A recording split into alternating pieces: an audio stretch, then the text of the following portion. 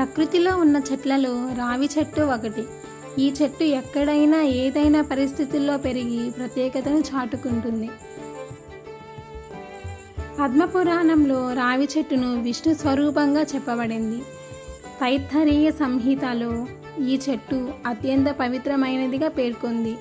బ్రహ్మ వైవర్త పురాణంలో కూడా రావి చెట్టును ప్రత్యేకంగా చెప్పబడింది. ఈ చెట్టు దేవతా వృక్షంగా, అశ్వత్థ వృక్షంగా, పరమ పవిత్రంగా పురాణాల్లో చెప్పబడింది.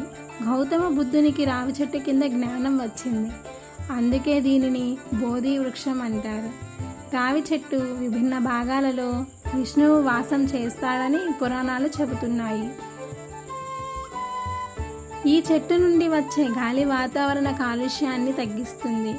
రావి చెట్టు దగ్గర నీళ్లు పోసి ప్రదక్షిణలు చేస్తే పుణ్యం లభిస్తుంది, ఆయుష్ పెరుగుతుంది, పాపాలు తొలగిపోతాయి, స్వర్గప్రాప్తి, మోక్షం కలుగుతుందని అంటారు.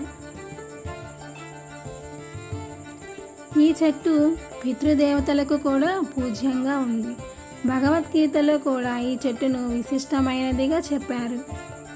శని దోష పరిహార కోసం కూడా ఈ చెట్టును పూజిస్తారు. ఆయుర్వేద వైద్యంలో రావి చెట్టు ప్రాధాన్యత ఉంది.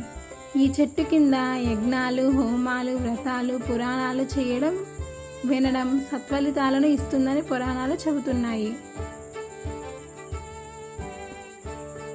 రావి చెట్టుకు ఆధ్యాత్మిక, వైజ్ఞానిక, వైద్యపరంగా ఎంతో ఉపయోగకరమని చెబుతున్నారు. రావి చెట్టు సమీపంలో నివసించే వారికి ఆరోగ్యం బాగుంటుంది. కుటుంబంలో సమస్యలు, ఆర్థిక కష్టాలు ఉంటే రావి ఆకులతో తోరణం కట్టి ఇంటి ముందు కట్టాలి. అవి ఎండిపోయిన తర్వాత కొత్త తోరణం కట్టాలి. ఈ ప్రక్రియను 9 సార్లు చేస్తే మంచి ఫలితాలు వస్తాయి.